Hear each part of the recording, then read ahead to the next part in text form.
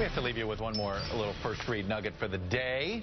If you thought we would do a whole show without mentioning Anthony Weiner, think again. A new Quinnipiac poll shows Weiner has shed 10 points in the last week. Probably not that surprising. He's now 4th place among Democratic primary voters. 53% of Democratic voters say he should get out of the race. And they're not the only ones who think so. A boatload of line quotes now from the Clinton camp show the Clintons see Weiner's run as now an embarrassment and a potential liability for Hillary Clinton. And every New York City mayoral candidate has called for him to exit now, including the guy who's now technically in 2nd place in this poll, Bill de Blasio. Would you want his endorsement? You know, look, I think he has invalidated himself as a public figure, obviously. So that's not an endorsement I would seek. Bill Thompson on this show said pretty much the same thing yesterday. He's basically in that virtual tie for 2nd there. Last night on Hardball, another scandal-scarred Democrat did his best to distance himself from the Weiner disaster. You're not going to vote for Anthony Weiner. Can you just say that now? You don't think he should be mayor of New York? Fair point. That is correct. He should not be mayor of New York. That is correct. Now, Elliot Spitzer getting to take high ground. How about that? Let's bring in the gag with the Atlantic's Molly Ball, the Washington Examiner's David Drucker, and Viviana Hurtado of the Wise Latina Club. David, I will start with you. This spectacle, my old colleague Amy Walter writes about this sort of that really actually we're doing a disservice to public service by emphasizing the freak show so much that is Anthony Weiner and the spectacle in New York City that it almost is a way to tell other politicians, you know, you have to be a freak to get attention. Well, Americans will elect creeps to public office. And if you look at Mark Sanford, if you look at the fact that Anthony Weiner was doing... Mark Sanford a creep? That's a next level. I hear you. In general, if you look at where Anthony Weiner was in the polling before we found out what we probably knew, but he just didn't admit to, Americans will elect politicians who they think are a little bit, you know, not nice people, because that's what they think of politicians. But they don't elect liars right when they think they're lying. Now it feels like, and Molly, I think that that's the difference here, that Anthony Weiner got caught lying. In the mind of the voters, whether he claims he lied or not, it doesn't matter. Right, he has sort of a technical explanation for how actually he's been consistent about saying that there, and he's still saying that there's no other women part to this that are going to come out. Yeah, he's not trying to parse, but it's clear that the voters are over the freak show. The voters feel like they got dragged into this freak show on sort of false pretenses, and he sort of trampled all over their goodwill. They were willing to give him a chance.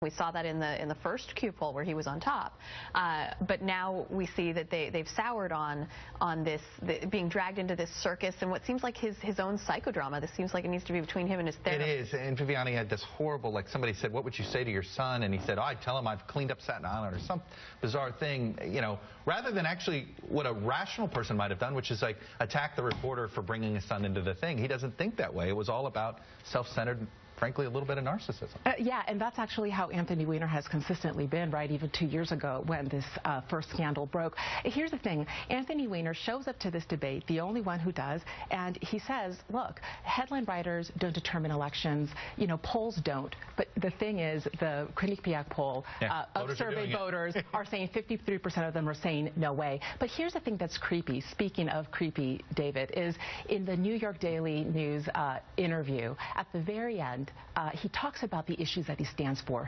I'm going to fill potholes. I'm going to work on affordable housing. We're going to talk about and solve stop and frisk. And then the last question is there any Manolo Blahnik stiletto about to drop? And he's like, not sure. And that's the problem. You can't focus on policy. You can't focus on governing if you don't know what's going to happen next. At this point, if he claims he wants all of this focus, then he might as well get out of the race, because the other 3 candidates all seem to actually want to talk about those issues. David, you cover a lot of the inside Republican machinations, this very public feud. Rand Paul amped it up again. Went after Chris Christie again yesterday. He seems to be relishing this fight. Oh, yeah, look, Rand Paul came to Congress to push the things that he believes in, so he's happy to have this fight. Chris Christie loves to fight.